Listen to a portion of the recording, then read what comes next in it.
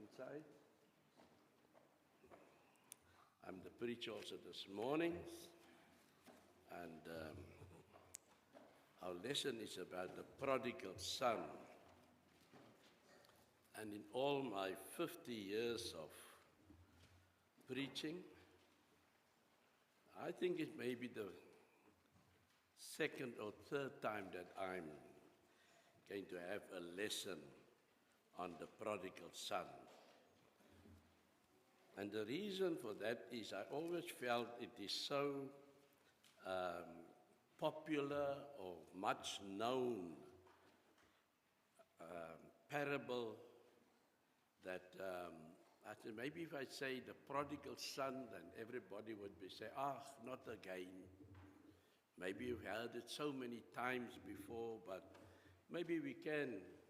The book of Peter says, Peter write, and he says, I do not find, I'm just going to give my own words now. I don't find it boring to write to you the second time, but I just want to stir up your pure minds. And so that is what I will do, is just to stir up our pure minds. Now, Luke 15 is about, when we start off, we find that the religious leaders is always grumbling when Jesus are busy teaching or preaching. And so in verses 1 we find of chapter 15 of Luke, he says, now all the tax gatherers and the sinners were coming near him, that is now near to Jesus, to listen to him. Tax gatherers and sinners, all of them, not a few. It says it seems like the whole Jerusalem or wherever he was talking or teaching, that all the tax gatherers found it very interesting to be near Jesus.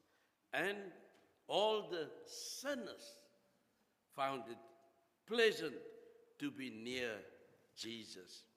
And verse 2 says of chapter 15, and both the Pharisees and the scribes, both Pharisees and the scribes, your religious leaders, began to grumble, saying, this man, referring now to Jesus, receives sinners and eats with them. You find it strange that your religious leaders accuse Jesus of eating with tax gatherers and sinners. Shouldn't the religious leaders be much interested? Well, no, maybe let's put the tax gatherers one side, but the sinners. And if we read this correctly, it seems like these religious leaders want nothing to do with sinners.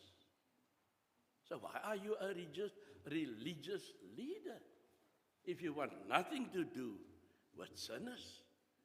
Isn't that the ultimate reason?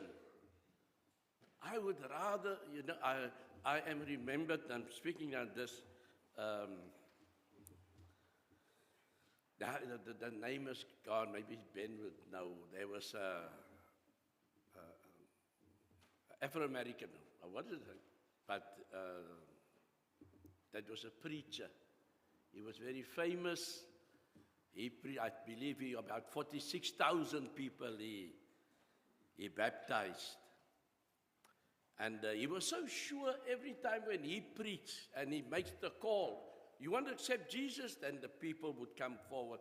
And so they invited him to a lectureship. Maybe while I'm talking, I'll get to his name. Marshall Keeble. Wow. And they invited our brother Marshall Keeble to this lectureship. Now, when you hear about the lectureship, Ben would know when I could still go to the Benoni a lectureship and so. It's so to say the whole church that's come.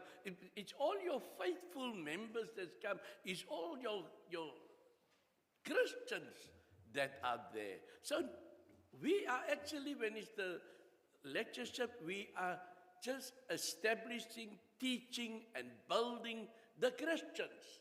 We're handing out building blocks. We're handing out crutches. We're handing out stand. At the end of the week or the 5 days that you are there, you can at least go home and say, wow, I'm a new man or a new woman. So Brother Marshall was preaching this day. They gave him the opportunity to preach. And at the end of his preaching, they had the invitation hymn, and they were singing that invitation hymn, and nobody came forward. And he said, "No, let's sing that hymn again." And so at the third time, somebody came to whisper in his ear, "Brother Marshall, these are all Christians sitting here." And so we had to accept. It's all Christians. They do not need to come in forward for a second time or so. So, well, he was expecting. Well, it's good to come to the pulpit expecting. But here, these religious leaders, it says all the tax gatherers, all the sinners came, and they start grumbling because they're all sitting and listening to Jesus. And now it says here, now Jesus sort of know about these men, and he says there in verse 4, "What man among you, if he has 100 sheep?" Now, I'm just going to read that. He's bringing them this example. A man has got 100 sheep. And when he counted his sheep at his pen, or the kraal or so, he found his 99 and one is gone or missing. And he leave the 99 and go and search for that one. And when he found him, he put it on his shoulders, carries it to his barn or pen or kraal, and then he called his friends together and said, "Man, I had a hard time looking for the sheep, but I'm so glad I found. I want you to be glad with me." Now, usually people would say, "But you've got 99, why you strain yourself to go after one?" But Jesus wanted to bring over to the religious leaders of the day that he would be prepared to go after the lost one, where they find it rather strange to say, your master is eating with sinners. And so Jesus then comes into, he makes the example of the woman that lost a coin, and she swept the whole house to find it because it was so precious. She had to have, she had now 9, but she wanted to make it complete. She wanted it had to be 10. Maybe she wanted to go buy something that was worth 10 coins. So, with absence of one, she will not be able to afford it. So, she swept the house, find it, and tell her friends, "Now I can go and shopping because I have found this." Yeah, Jesus made all these examples. And then in verses 11 he says, "A certain man had 2 sons, and the younger of them said to his father, 'Father, give me the share of the estate that falls to me.'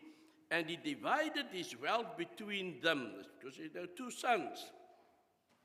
"And not many days later, the younger son gathered now everything, and then he left the home and went to a journey to a distant country, and there he squandered his estate with loose living."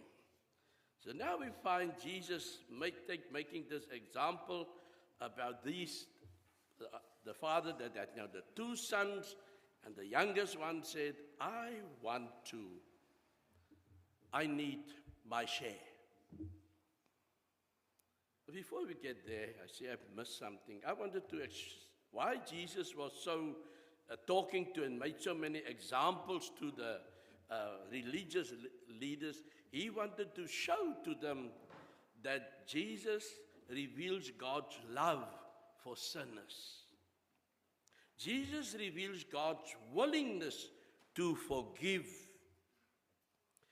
Jesus illustrates the process of repentance as we go through this prodigal son. We can see the process of repentance.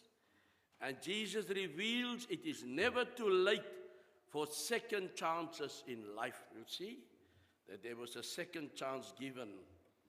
And Jesus reveals the ugliness of not forgiving those who ask for forgiveness.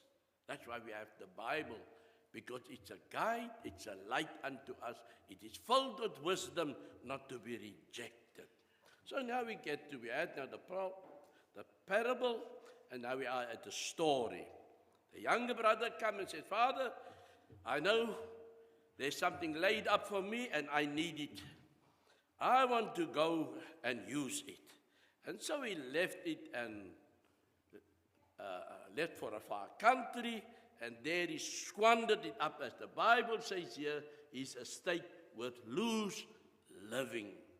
Now, isn't that maybe what we are all guilty of? In Romans 3 and verses 9 to 12 we read, what then? Are we Jews any better off? No, not at all. Paul is writing now to the Romans, and the Romans had this problem, that the Jews on the one side, and they had the idol worshippers, or the Gentiles, on the other side. And the Jews found themselves complacent. We are the children, the chosen race of God, and we do nothing wrong. Whereas the Gentiles find we have an opportunity to obey or follow something which is worthwhile, because the light is shining at us and we are accepting it, because the idols are all dead. The wisdom of God entered into their mind that they could put two and two together and say, we want to worship a God that is alive. We may not see him, but we have, the Spirit leads us that we believe that he is a God that knows. And so the Jews felt a little bit, well, they're from the same stock of these religious leaders. How would they have to be together? We've always looked down on these people, and Paul is seeking middle ground. And that is why he's telling them that, what then, are we Jews any better off? No, not at all, for we have already charged that all, both Jew and Greeks, are under sin. So he says, you may be the chosen race or the Israelites, but you are sinners. Gentiles, you are sinners. As it is written, none is righteous, no, not one. So no one understands, no one seeks for God. All have sinned, all have turned aside together. They have become worthless. No one does good, not even one. So the Apostle Paul brings the picture nearer to them. Both of you need to be right with God. Because at the moment, both of you are useless, worthless, or good for nothing in the eyes of God. Without salvation, we have no hope. And so this son then went, so what we then find out here is that we are in many ways the same as the son. We squander, or we find ourselves to be worthless, useless, or wasteful, while there are hope for each one of us. Now, while he was there, and this is the problem, now when he had spent everything, a severe famine occurred in that country, and he began to be in need. And that's the problem, that we never make provision for the future. When there's money, we think it will solve everything. But money has got this problem. It burns holes in your pockets. And you find yourself, when you dig into your pocket, it's gone. Money walks. Money is alive. It's not dead. You may have 100 rand now, and tomorrow you will ask, what did I do with it? And then you sit and you, I bought that, and I bought that, and I bought that, and that's where everything goes. You see, that's what money does. It's alive, it's not dead, because it is something useful. But it needs wisdom to handle it. And so he finds himself now, no money, and there's famine. And that is what happens in our life also. We always think, I'm good. Everything is okay. I don't need Jesus now. I don't need to be walking the straight and narrow. And so it dawned on him. Now he says in verse 15, and he went and attached himself to one of the citizens of the country, and he sent him to feed the swine. And 1 Timothy 6, verses 9 to 10 says this, but those who desire to be rich fall into temptation, into a snare, into many senseless and harmful desires that plunge people into ruin and destruction. For the love of money is a root of all kinds of evils. It is through this craving that some have wandered away from the faith and pierced themselves with many pangs or with many sorrows. So Paul the apostle, writing to young Timothy, who is an elder or an evangelist, as has to put elders in Ephesus, and he's giving him this sound advice. Tell them that money is good, but you must not love it. Problem is that people say money is the root of all evil. No, it is the love for money. Say, for the love of money is a root of all kinds of evils. But if you do not use it properly, it's a snare into many senseless and harmful desires that plunge people into ruin and destruction. And too late for this young man, he found that out. Too late. Proverbs 1 and verses 19 says, such are the ways of everyone who is greedy for unjust gain. It takes away the life of its possessors. So those that clothe themselves with unjust gain, you'll find yourself that you are killing yourself. That life is you're gonna pay dearly for that kind of life. A senseless, wasteful life. This is what we learn here. This young man was so, like they say in Africa, Jan Pirewit. His tail was up and he's off. Friends, here I am. I've got it. And then me, lose living, gambling, all these things. And there he finds himself, he had to go and feed swine. Now if you have to take this man and sing this, it's a Jewish, Jesus is a Jewish man and he's talking to Jews. There is just as these Jews have a disdain for the Gentiles, so even for a swine or a pig must not even come near them, because it's an unclean animal. But circumstances forced him that he had to go and feed the swine. And it says here, and as he was longing to fill his stomach with the pods that the swine were eating, and no one was giving anything to him, but when he came to his senses, He said, how many of my father's hired men have more than enough bread, but I am dying here with hunger? Yet this man realized that the only work for him is this degrading work that he's a. There's times that he longs to eat with the animals. So hard life has become.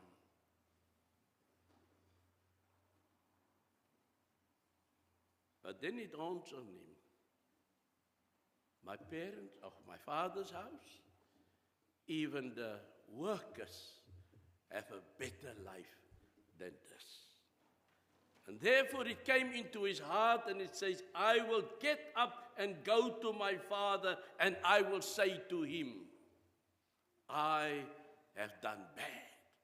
I'm a sinner. I feel ashamed of myself. That's repentance. We call that repentance when you look into yourself and you find that you need Jesus properly in your life. The Apostle Paul writes in 2 Corinthians 7, verses 10, 11, and 12, he says, for godly grief produces a repentance that leads to salvation without regret. There comes a time, he says, godly grief brings to you the realization that you are nothing without God. Whereas worldly grief produces death. Can we put the two together? Godly grief brings to you the knowledge that you need God. But worldly grief produces death. And so it was good that this young man, in his state of poverty and lostness, realizes that there is a way out. And he went to his father and he says, I have sinned against heaven and against you. I am no longer worthy to be called your son. Make me as one as your hired men. And he got up and came to his father. And so we find that he got up, he realized that it's no use just sitting there in your poverty-strickenness. Something must be done. There must be movement. There must be acknowledgement. Everything must sink into you. Then I can rather go and be an animal and eat with them.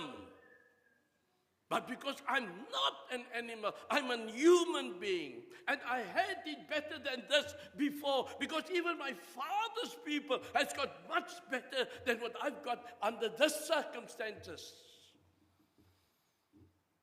And so he got up and he went, and it says here, as he went, his father saw him from afar. Remember that Jesus is about to teach religious leaders the concept of God. That God is always on the lookout for his creation. He made us most wonderful, the psalmist said. We are most wonderfully made. He didn't make it. You can see in the beginning, gave Adam and Eve a garden where there was everything. There was even life. Death was not even in the garden. But man caused it all. But even after that, God did not forsake man. God is still the God of love. God is still the one that pleads today. And as this father, if this father could have done it, what about God? Therefore he says, the father saw him, had compassion on him, and ran and embraced him and kissed him. And the son said to him, Father, I have sinned against heaven and in your sight I am no longer worthy to be called your son. He uses the word heaven because under the Jewish religion, God is so sacred, and we've learned that even when they wrote the name of God in Hebrew, they dropped the vowels so that they could not. If somebody that knows no Hebrew picks it up, he will not use God's name in vain. If we have a paper today, children in grade 1 can read God, Jehovah, Elohim. They can read it. But in their mind it was, every time you read maybe of Elohim, or if you read about Jehovah, you are using God's name in vain. So they only had capital letters. They dropped the vowel so that nobody can say or use God's name in vain. So therefore he says, I've sinned against, not against God, but he says against heaven. But what he actually means is, I sinned against God. And I've sinned against you. And so this morning, the prodigal son brings to us that God is a God full of mercies. He returns home to apologize and confess his wrongdoings. He correctly concludes that he doesn't deserve forgiveness, but hopes for a little mercy. But to his surprise, his father does not rebuke him. Instead, his father rejoices for his long-lost son. And so we can go back to the 99 that was left in the pen, and the shepherd went after the one that was lost as an indication of godliness. That's how God is. And he's pleading every day that we come unto me, all ye that are heavy laden, and I will give you rest. And so Jesus wants to bring to, not in a difficult manner, but in an everyday life situation. He wants these people to listen, the Jewish leaders.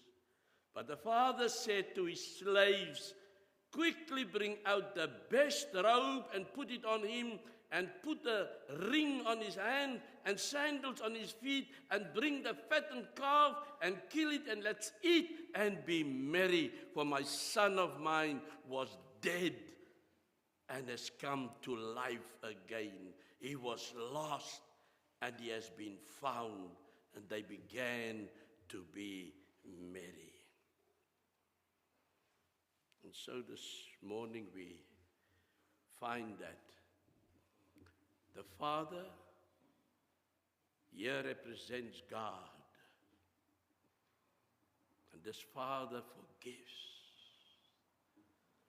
I'm thinking of my own father. I don't think it would have been so easy with me. No, we earthly fathers are so strict. You won't get a cent out of me again. But God is different. Remember that. God is different. He sets the example. And this father represents God to the Pharisees and to the scribes.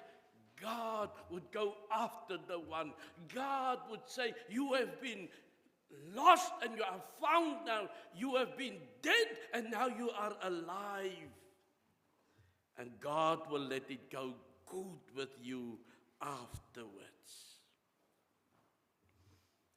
And how are we with our brothers or sisters that has gone wrong? Do we sit and we can't wait to get near the other sister or near the other brother so that we can go and talk of the wrong? Rejoice in that. God is rather merriful after the salvation, after the repentance. But we would like as humans, and I pray it is not so, that we've learned. Galatians 6 and verses 1 say, brothers, if anyone is caught in any transgression, you who are spiritual should restore him in a spirit of gentleness. Keep watch on yourself, lest you too be tempted. And the scripture teaches me, there's a brother that has done wrong, or there's a sister that has done wrong. You, brother, it says here, you who are spiritual. So if it's me, the Bible teaches me, you that sees the splint in the other's eyes. Don't forget, there can be a tree in your eye, a plank in your eye. But he says, you that are spiritual, go and restore such a one in the spirit of gentleness, and remember, it can be you tomorrow. So, brother, that is, or a sister that is caught in anything, be the spiritual brother. Be God's representative on earth. In Colossians 3, verses 12 and 13 says, put on then as God's chosen ones, holy and beloved, compassionate hearts, kindness, humility, meekness, and patience, bearing with one another. And if one has a complaint against another, forgiving each other, as the Lord has forgiven you, so you also must forgiven. Otherwise, you are not worthy of kindness and humility or meekness or patience or compassionate. Those things then fall away. So where do you stand? There's a brother, there's a sister that needs your help. And above all these, verse 14 it says, Colossians 3:14, and above all these put on love, which binds everything together in perfect harmony. That's what the Bible says, not me. And then lastly, in conclusion, 1 Peter 4 and verses 8, above all, keep loving one another earnestly, since love covers a multitude of sins.